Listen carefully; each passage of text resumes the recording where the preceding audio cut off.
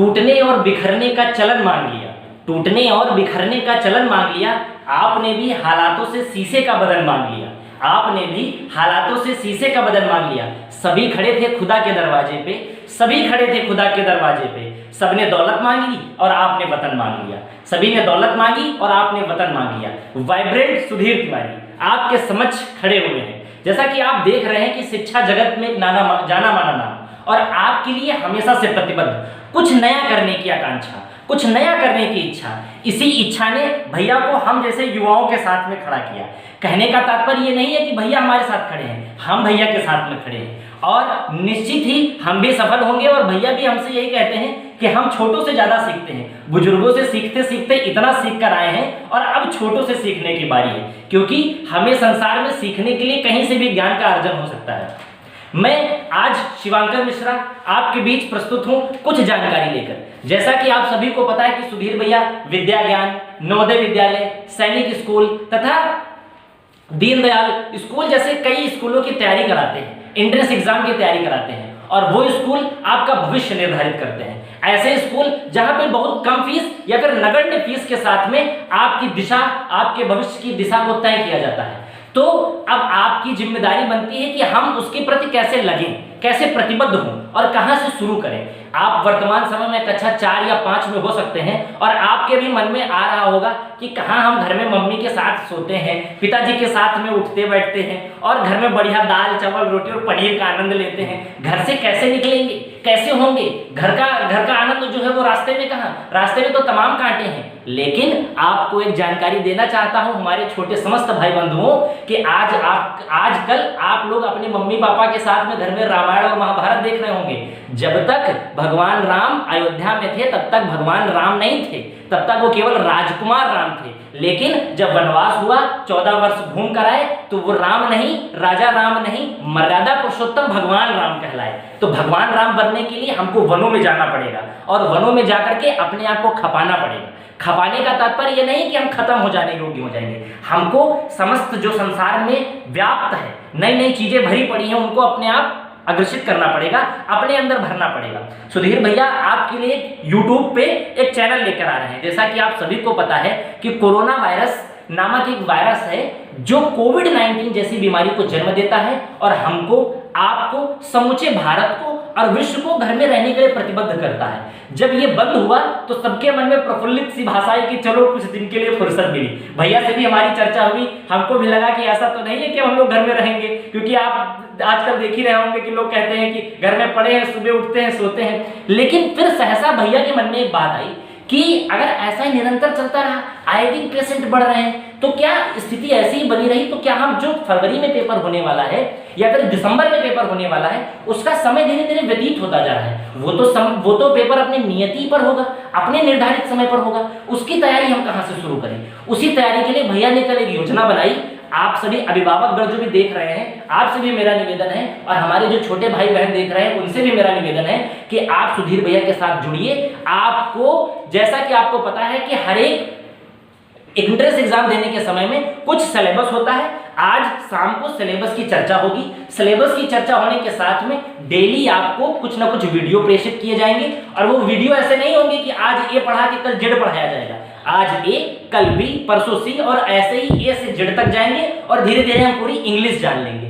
जब पूरी इंग्लिश का अर्थात पूरा जब हम कोर्स जान लेंगे तो हमारा जो ये लॉकडाउन का समय है इसका हम कैसे उपयोग कर पाते हैं। आपने भी बहुत सारे लोगों को सुना होगा, हमारे महान चिंतक शिवखोड़ा जी की कुछ पंक्तियां हैं। वो कहते थे कि जीतने वाले कोई अलग कार्य नहीं करते, बस वो कार्य को अलग ढंग से करते हैं। ये बात सुधीर भैया भी बहुत लोगों को बताया करते हैं कि अलग ढंग से कैसे कार्य को किया जाए। जो ये लॉकडाउन हुआ है इसका समुचित उपयोग हम कैसे कर सकते हैं? बस सुबह 1 घंटा, शाम को 1 घंटा हम आप बैठते हैं, मोबाइल उठाते हैं और पढ़ना शुरू करते हैं। पढ़ने के लिए किताबें नहीं है मार्केट में। सबके सामने हंसी की बात है कि पिताजी कह रहे हैं पढ़ाई करो, बेटा कहता है किताबें नहीं, क्या पढ़े, पुरानी पढ़ लो। पुरानी क्यों पढ़े, उसको तो पेपर नहीं देने हैं। तो इन सब चीजों से निकलकर अब एक आप रफ निकालिए। रफ निकालने के बाद में अलग अलग सिलेबस जो है, हिंदी, अंग्रेजी, गणित, रीजनिंग जो भी है, आपको निरंतर यहाँ पे कक्षाएं दी जाएंगी। सुबह एक वीडियो, शाम के एक वीडियो, जिससे आप इस इंटरस्टिशियल स्पेस जो टाइम का क्रिएट हुआ है इसको आप अपने अंदर आत्मसात करें और यहाँ से निकलकर विद्या ज्ञान, नवोदय विद्यालय और सैनिक स्कूल जैसे स्कूलों में जाने के लिए तैयारी अभी से शुरू कर दें।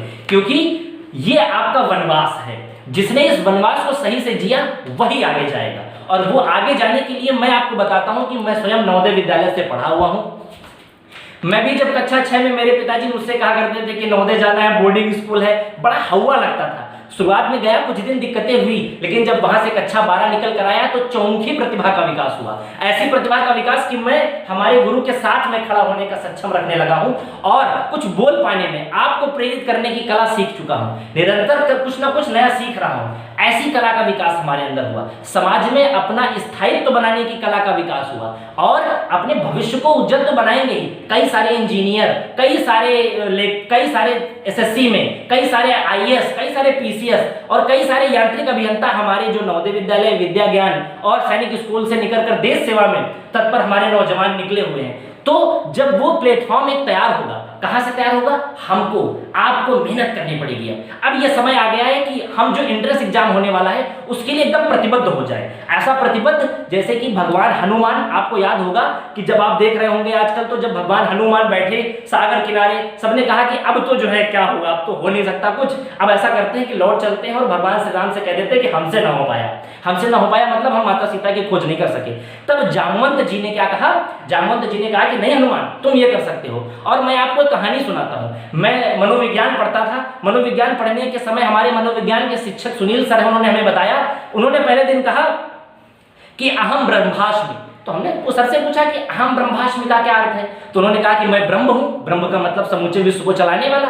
तो मैं घर से आया, मैंने कहा कि सर अगर ब्रह्म है तो मैं क्या हूं? मैं घर सर के पास गया, मैंने फिर सर से पूछा, मैंने कहा सर अगर आप ब्रह्म हैं तो मैं क्या हूं? तो उन्होंने कहा कि तत्त्वमसि।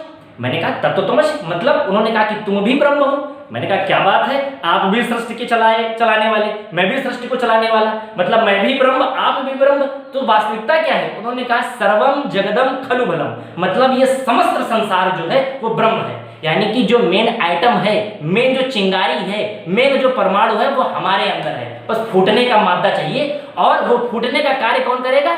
हम हनुमानों को फूटना होगा और यही जामवंत हमें फुटवाएंगे। ये जो जामवंत हैं आपके समक्ष अब आ चुके हैं। अब हमको अपना सीना चौड़ा करना है और समुद्र को नागना है। समुद्र को नागने के लिए तैयारी करनी पड़ेगी। एक बार पूरा झुक करके प्रयास करना है, आगे बढ़ना है और निश्चित ही समुद्र भी नागेंगे और सीता का पता भी लगाएंगे और सीता माता को वापस भी राम से मिलवाएंगे और युद्ध भी जीतेंगे। बस अब आपने अपने मन में ठान लेनी है, क्योंकि चंद पंक्तियां कवि जी की हमारे मन में आती हैं कि जब नाव जल में छोड़ दी, तूफान में ही मोड़ दी, दे दी चुनौती सिंधु को, तो धार क्या मझधार क्या, तो धार क्या मझधार क्या। बस बिना धार मझधार को देखे हुए इस समर में कूदना है और हमें निश्चित एक सीट हासिल करनी है और अपने जीवन को सार्थक बनाना है। इन्हीं शब्दों के साथ जय हिंद, जय